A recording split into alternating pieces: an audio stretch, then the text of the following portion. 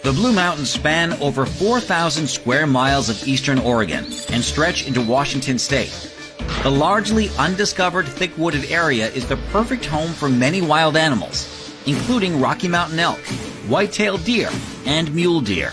But there is one inhabitant that has made this forest infamous, and one lucky cryptid hunter who got it on camera.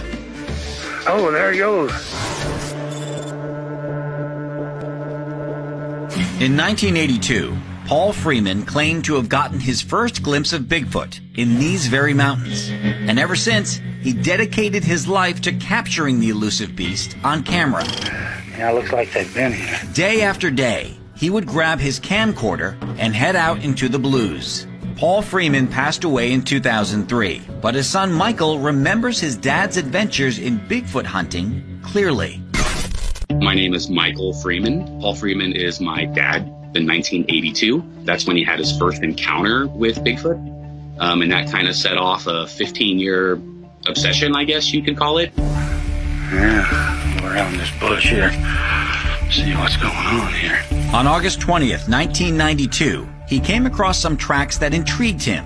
Look at that. Believing they could have been made by Bigfoot. That summer in 1992 was particularly hot, and a lot of the water sources had dried up in that area. Now, Deduck Spring, where this video was taken, was one of the viable water sources that was still being used by animals. Sometimes they come here and get water. My dad, knowing this, had been going up to that area for a couple weeks, actually, and he was finding footprint tracks up there, hair samples. He had been taking his camera. He was filming the collection of evidence. Wow, looks like he's pretty fresh. He would find stuff, but he would never have any sightings. And he would go back, the next day or the day after, and the same thing would happen over and over. Yeah, he's went back up the road, come down the road. The valuable thing that Paul Freeman contributed to the field really came from his casts of footprints, and they have been examined by experts. He was able to capture what are called dermal ridges in his casts. This is an indication of striations in the skin. Paul followed the tracks, hiking further into the forest, and kept his camera rolling. Can't see much up through here. I hear the brush popping and stuff.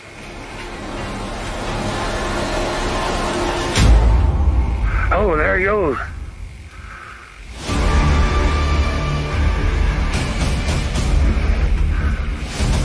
Jesus. He came home. I remember he came to the door and he was yelling for my mom. He was visibly shaking.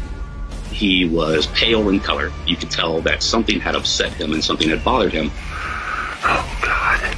It's the only time in my life, including the day that he died, that I ever saw my dad scared of anything. And that right there, to me, I don't have to see one. That's the only proof I'll ever need for the existence of this animal, just knowing my dad and how that affected him. The interesting thing about paranormal research or hunting Bigfoot, people can be skeptical, but you cannot deny the impact that these sightings have had on the people who saw the activity. Jesus. What can you say? Your dad comes home and he's got something like this on video, and you watch it and you rewatch it and then you watch it again and you say, well, that's not a bear.